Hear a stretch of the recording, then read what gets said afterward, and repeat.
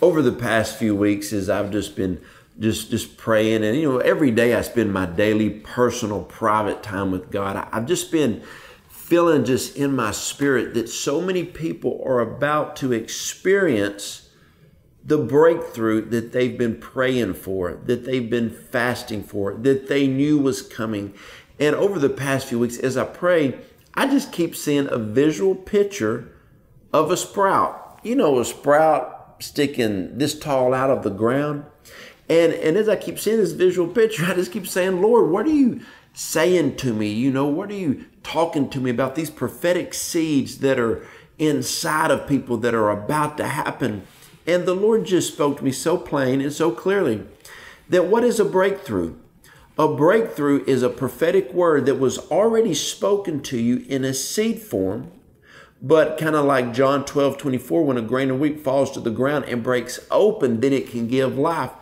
The Lord showed me the reason He's been showing me these visual pictures of these sprouts is because so many people are about to experience their breakthrough. They're about to have that season in their life when that sprout breaks the surface. And I was excited about this word. And then the Lord said, but now, here's where the work comes in. See, so many people pray for a breakthrough, but what are you going to do with your breakthrough? God didn't deliver the children of Israel out of Egypt just to leave them in the wilderness. No, He delivered them from something to take them to something. What you got to understand is when that prophetic seed happens, when that sprout breaks the ground, then it is time for the gardener to manage that sprout, to make sure that it reaches its full potential to be able to produce a harvest, to bear fruit. So when I got this vision from the Lord and I got these visual pictures, the Lord spoke to me so plainly, friends. And I hope this word is for you. I know it was for me. The Lord was saying so many times people get their breakthrough from an addiction, from a physical infirmity. They get a financial breakthrough. They have a breakthrough and then they do nothing with it. It's kind of like if a sprout broke the surface of the ground and it started to grow and it never had any fruit and then it just died and withered away. No, what happens is when you receive your breakthrough, then it is work time. And what I felt the Lord was saying for me to tell so many people is it's time to get to work. You've been praying for this prophetic word to come to pass. Well, it's coming to pass. You've been wanting your breakthrough. Well, now you got it. Well, what are you going to do with it? I remember years ago, I would go to prayer every Tuesday night and I would knock on the door of heaven. God send revival. God send awakening. God send revival. And I would feel like every single week I would go in and I would hit a wall. And one night I got ready to go into prayer and mentally I had my shoulder lowered and I was ready to hit that wall. Well, when I walked in, I didn't feel that resistance anymore. I didn't know how to pray. For years, I've been praying for revival and awakening in my personal life. I've been crying out to God for a manifestation of the kingdom of God. And when I walked in, I said, God, I don't know how to pray. Actually, I feel a little awkward because my mindset of praying for revival, I feel that we've stepped in to a measure of revival and awakening. And the Lord spoke to me that night so plain. And He said, so many people pray for revival, they get stuck in praying for revival that when I open a door, they don't walk through it. And I'm telling you, you've been praying for your breakthrough. You're receiving your breakthrough. But now, what are you going to do with your breakthrough? You've been asking God for deliverance from that addiction.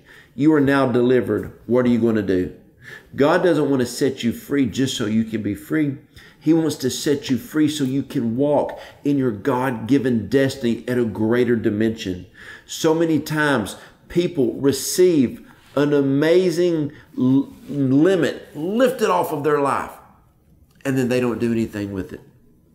God has no measure and He has no limit. My friends, I'm telling you today, it is time that you get to work. In whatever aspiration you have from God, it could be a dream, it could be a destiny, it could be a business idea, a plan. Ladies, you may want to build your dream home. You may want to go on a dream vacation. Men, you want to get back in shape, whatever it may be, and you get your breakthrough. You need to start structuring some things out. You need to get a system in place. If God gave you a business idea and that check you needed just came in to start that business, now you are able to start getting your paperwork done, but start moving towards the breakthrough. The sprout has broke the surface. And whenever you put a seed in the ground and it is planted, and ever the sprout breaks through the ground, people look and say, hey, that apple tree is growing. I know the first time I planted watermelons, I was so happy. I told my parents when I was a kid, the watermelon, it's growing. They said, how big is it? I said, well, there's no melon, but there's a little sprout. It's about this big. But I knew in my mind what could happen. And that year, we had over a dozen watermelons from that one little sprout, because I knew when I planted a watermelon seed what was going to come. God has given you a breathtaking purpose, and it is a prophetic vision in your life, a prophetic seed in your life. And even though that little sprout may have just broke the surface, you already know what it's going to look like in full maturity. But the thing is, you have to start working on that vision that God has given you to see it come to the full maturity. My friends, this is a season that you need to start working on your God-given dreams.